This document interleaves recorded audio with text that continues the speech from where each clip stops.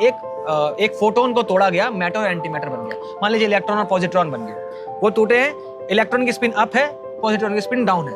अभी technically electron की spin किसी भी डायरेक्शन में हो सकती है, सुपर इम्पोज स्टेट में ना, कहीं भी घूम रहा है, कर रहा है। सेम पॉजिट्रॉन में किसी भी डायरेक्शन में घूम रहा होगा, क्योंकि हम जब तक हम उसको ऑब्जर्व नहीं करेंगे वो एक शेप तो लेगा नहीं, रियलिटी की शेप लेगा नहीं। तो वो दोनों बेसिकली क्वांटम एंटेंगल है, हम उनकी रियलिटी जानते नहीं है, क्योंकि उसके अंदर जब तक हमने ऑब्जर्व नहीं किया है।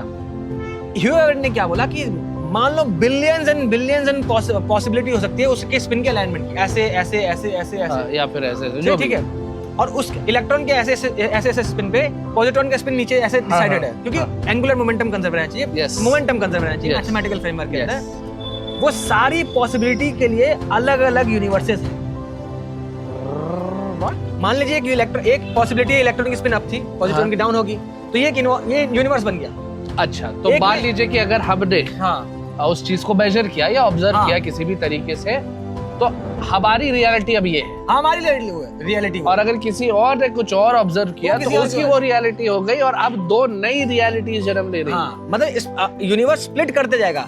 ऑब्जर्वेशन क्या करता है? ऑब्जर्वेशन आपको एक यूनिवर्स में डाल देता है, ऑब्जर्वेशन रिजल्ट लेके नहीं आता। मतलब कितनी खूबसूरत बात है कि ऑलरेडी रिजल्ट एग्जिस्ट करते हैं, हमारे ऑब्जर्वेशन हमें उस रिजल्ट से ओरिएंटेड यूनिवर्स में डाल देते हैं।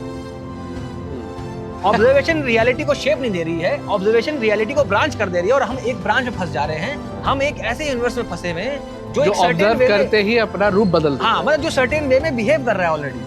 हम ब्रांचेस में अटके हुए हैं। हमारी ऑब्जर्वेशन रियलिटी को शेप नहीं दे रही है, हमारी ऑब्जर्वेशन रियलिटी को स्प्लिट कर दे रही है, और हम किसी एक स्प्लिटिंग यूनिवर्स में हैं।